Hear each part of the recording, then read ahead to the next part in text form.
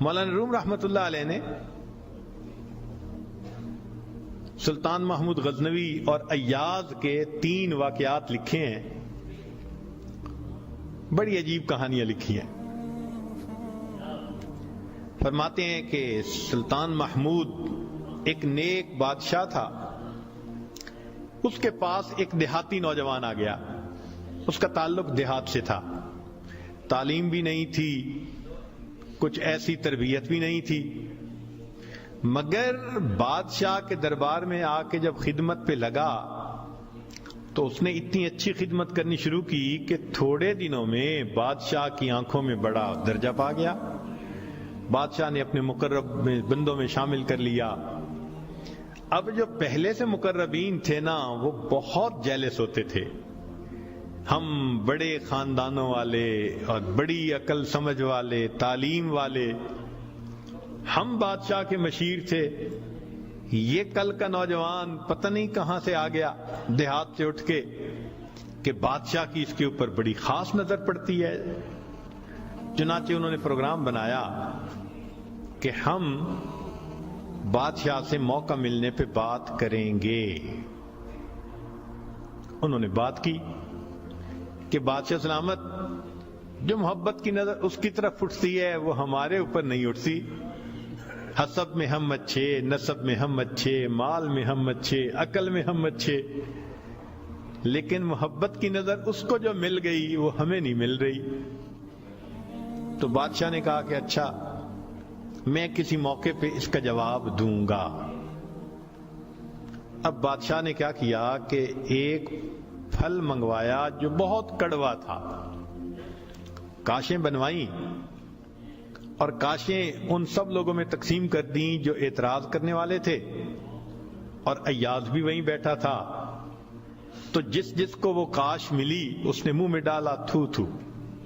بادشاہ سلامت بڑا بہت کڑوا، توبہ توبہ بہت کڑوا، سب نے اپنے منہ سے وہ پھل نکال دیا اور کہا کہ بادشاہ سلامت یہ بہت کڑوا ہے۔ تو بادشاہ نے جب ایاز کو دیکھا تو وہ مزے سے کھا رہا تھا، تو بادشاہ نے اس سے پوچھا کہ ایاز یہ کاش میٹھی ہے جو اتنے مزے سے کھا رہے ہو؟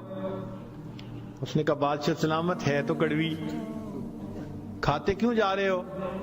اس نے کہا بادشاہ سلامت میرے دل میں یہ بات آئی کہ جس بادشاہ کے ہاتھوں سے میں زندگی بھر میٹھی چیزیں لے کے کھاتا رہا، اگر آج مجھے کڑوی بھی مل گئی تو میں اس کو واپس کیسے کروں؟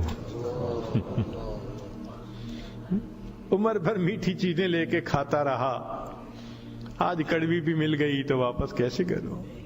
کاش کہ یہ چیز ہمارے اندر آ جاتی کہ جس پروردگار کی نعمتوں سے ساری زندگی ہم انجوائے کرتے رہتے ہیں، اگر کبھی کوئی اس کی طرف سے آزمائش کی گھڑی بھی آ جائے تو ہم پھر شکوہ کیوں کرتے ہیں؟ اب بادشاہ نے سوچا کہ بھائی یہ لوگ جو بہت اعتراض کرنے والے تھے نا، ان کے سامنے کوئی اور ایسا ہیلا کرنا چاہیے کہ ذرا ان کو بات سمجھ میں آ جائے۔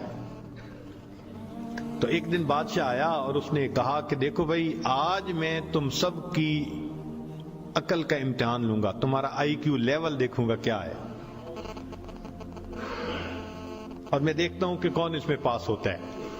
اب جب بتا دیا تو سب بڑے محتاط ہو گئے۔ بادشاہ نے ایک موٹا سارا ہیرا دکھایا، دیکھو یہ کتنا قیمتی ہے، کتنا چمکدار ہے، اور ایک ہتھوڑا بھی ساتھ دیا، اور پہلے کو کہا کہ جی یہ ذرا ہیرا جو ہے توڑ کے دکھاؤ۔ اب وہ سمجھ رہا تھا کہ بادشاہ نے ہم سے امتحان لینا ہے ہماری سمجھداری کا، تو اس نے کہا بادشاہ سلامت یہ ہیرا تو بہت قیمتی ہے، اتنے کیرٹ کا اور بالکل بے عیب ہے، کوئی فلاں نہیں، فلاں لیس ہے، لہذا اس کو تو نہیں توڑنا چاہیے۔ بادشاہ مسکرایا، کہنے لگا ہاں بہت اچھا۔ تو وہ سمجھا کہ بھائی میں نے بادشاہ کو کنونس کر دیا، چنانچہ دوسرے کو دیا، اس نے بھی اسی قسم کی لاجک، تیسرے کو دیا، اس نے بھی لاجک، جتنے اعتراض کرنے والے تھے سب کو ہیرا ہتھوڑا دیتے رہے، وہ یہی لاجک دیتے رہے اور معذرت کرتے رہے، حتیٰ کہ بادشاہ نے وہ ہیرا ایاز کے ہاتھ میں پکڑایا۔ جب ایاز کو کہا ایاز اسے توڑو، ایاز نے اس کو نیچے فرش پہ رکھا، دے کے مارا ہتھوڑا اور اس کے ٹکڑے ٹکڑے کر دیے۔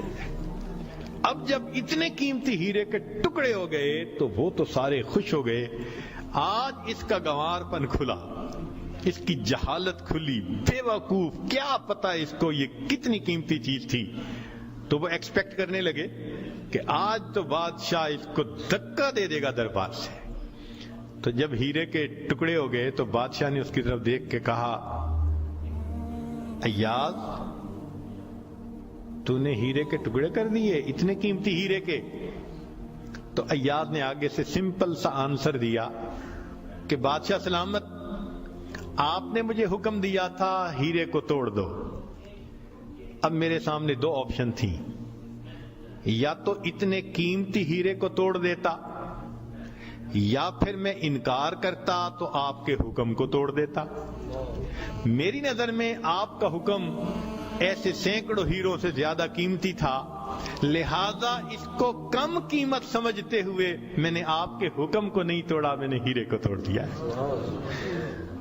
تو بھئی جتنا ایاز کے دل میں بادشاہ کے حکم کا احترام تھا، کاش ہم بندوں کے دل میں پروردگار کے حکم کا ایسا احترام آ جاتا۔ ہم خواہشوں کو توڑ دیں، تمناؤں کو توڑ دیں، اپنی امیدوں کو توڑ دیں، ہم کبھی بھی حکم خدا کو نہ توڑیں۔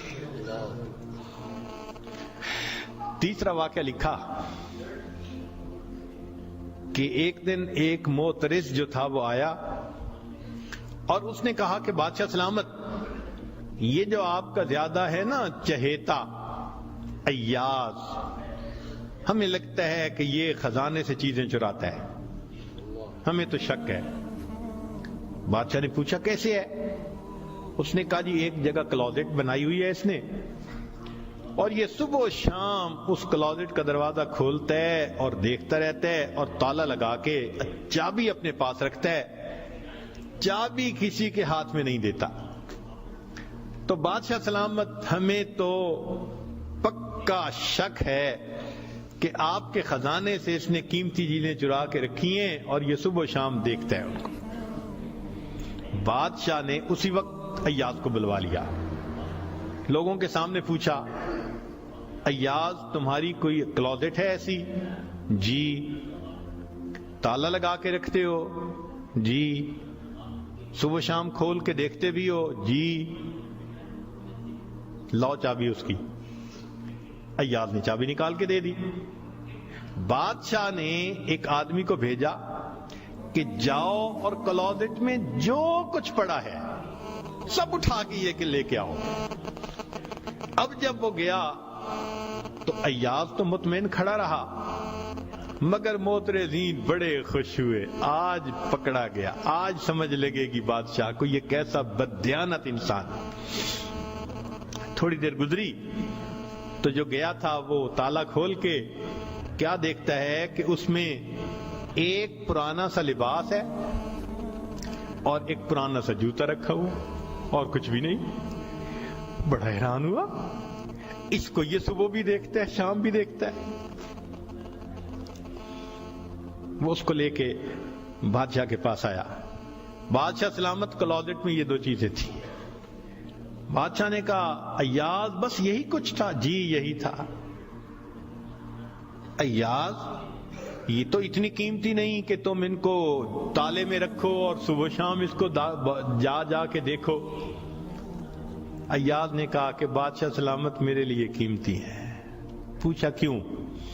کہ بادشاہ سلامت، جب میں پہلی مرتبہ آپ کی خدمت میں حاضر ہوا تھا، میں دیہاتی سا لڑکا تھا، یہ تہبند باندھی تھی، یہ کرتا پہنا تھا، یہ جوتا پہنا ہوا تھا، میں نے اس کو اپنے لیے پریزرو کر کے رکھ لیا۔ اب روز صبح اور شام میں دروازہ کھولتا ہوں، اپنے نفس کو مخاطب کر کے کہتا ہوں ایاز بادشاہ کے احسانات کو مت بھولنا، تمہیں جو اس نے رتبہ دیا، تمہاری اوقات تو یہ تھی، تمہاری اوقات یہ تھی۔ میں صبح بھی اپنے آپ کو یاد دلاتا ہوں، میں شام بھی اپنے آپ کو یاد دلاتا ہوں۔ مولانا لکھتے ہیں کاش کہ یہ صفت اللہ ہمیں بھی عطا فرماتا، ہم بھی اپنے ابتدا کو دیکھتے، کیا حال تھا، کیا ہماری اوقات تھی، اور آج اللہ نے اپنی رحمتوں سے، نعمتوں سے، برکتوں سے کس طرح ہمیں مالا مال کر دیا، ہم بھی اپنی بنیاد کو یاد رکھتے ہیں۔ تو اگر ایک دنیا کا غلام اپنے مالک کے حکم کو اتنا قیمتی سمجھتا ہے تو ہم تو اللہ کے ویسے ہی بندے ہیں، غلام سے بھی ایک درجہ نیچے، ہم تو اللہ کی ملک ہیں، مخلوق ہیں اس کی۔ لہذا ہمیں چاہیے کہ اللہ رب العزت کے حکم کی عظمت کو سامنے رکھیں، ہمیشہ خیال رکھیں کہ حکم خدا کبھی بھی ٹوٹنے نہ پائے۔